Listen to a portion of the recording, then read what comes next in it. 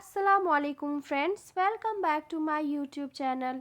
आज मैं आप सभी को कुरान ख़्वानी कराने के फ़जीलतों के बारे में बताऊंगी।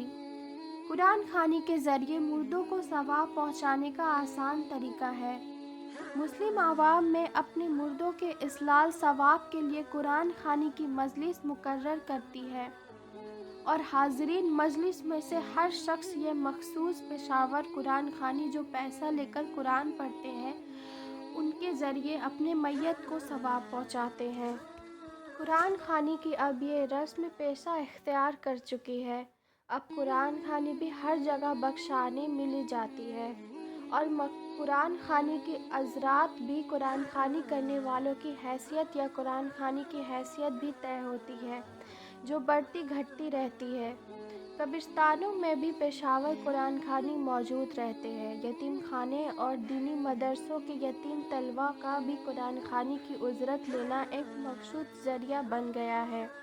ये एक ऐसी बिदअत है जो दीन के नाम पर अकीदतमंदी और सवाब समझकर करी जा रही है।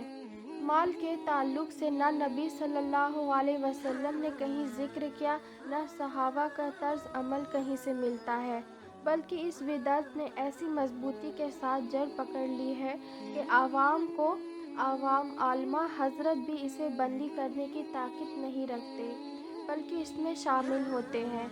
आज किसी मैयत को जहन्नुम के अज़ाब से बचाने के लिए इस बिदअत की आड़ में आवाम को सिर्फ बेवकूफ़ बनाकर गुमराह किया जा रहा है।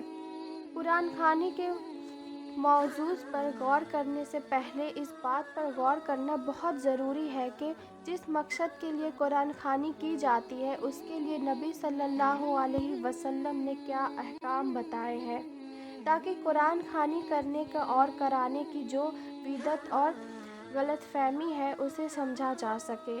मैयत को सवाब पहुंचाने के लिए नबी सल्लल्लाहु अलैहि वसल्लम अहकाम बताए, उसमें कभी भी कुरान ख़्वानी का ज़िक्र नहीं है और ना ही सहाबा और ताबाइन में इस किस्म का कुरान पढ़ने या पढ़ाने का ज़िक्र है, जिसकी बुनियाद पर मैयत को सवाब पहुंचाया जा सके। जितनी भी अहमियत का इस मसले को अब दी जा रही है, उतना ही सहाबा और ताबाइन के दौर में ये एक गैर अहम था, बल्कि उनके गुमान में भी ये ना था कि आने वाले वक्त में कुरान को इस तरह से इस्तेमाल किया जाएगा और एक ऐसी बिदअत इजाज़ की होगी, बल्कि उनके नज़दीक मैयत को जिस तरह कुरान और सुन्नत की रोशनी में सवाब पहुंचाया जा सकता था वो इस तरह से नहीं है। नंबर 1, दुआ के ज़रिए सहाबा ने मैयत को सवाब पहुंचाने का ज़िक्र किया है। अगर मैयत काफिर और मुशरिक ना हो तो इसके लिए दुआ करनी मसनून है, और अगर औलाद अपने वालिदैन या वालिद के लिए दुआ करते हैं तो सदका जरिया निकलता है। मोमिन की दुआ दूसरे मोमिन भाई के लिए कबूल होती है। नंबर 2, इसके अलावा हर अज़ान के बाद दुआ में नबी सल्लल्लाहु अलैहि वसल्लम के ज़रिए वसीला, फ़जीलत और मुकाम महमूद की दुआ करी जाती है। लिहाजा कुरान की आयत से साबित है कि मुर्दा इंसान के लिए बेहतरीन बख्शिश दुआ है।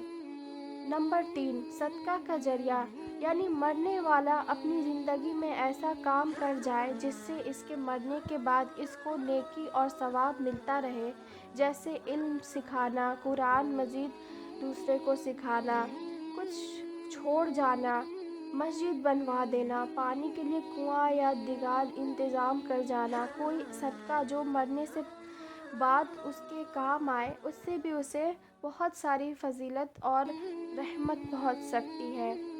नबी सल्लल्लाहु अलैहि वसल्लम ने फरमाया, हदीस से साबित है कि इंसान के मरने के बाद उसके तभी फ़ायदे पहुंचते हैं जब इन 3 चीज़ों में से कम कोई एक काम उसके लिए होता है। सदका जरिया में वो तमाम चीज़ें शामिल हैं जिनसे इंसान फ़ायदा उठा सकता है। वीडियो अच्छी लगी हो तो लाइक करें, शेयर करें और सब्सक्राइब करें। तब तक के लिए अल्लाह हाफ़िज़।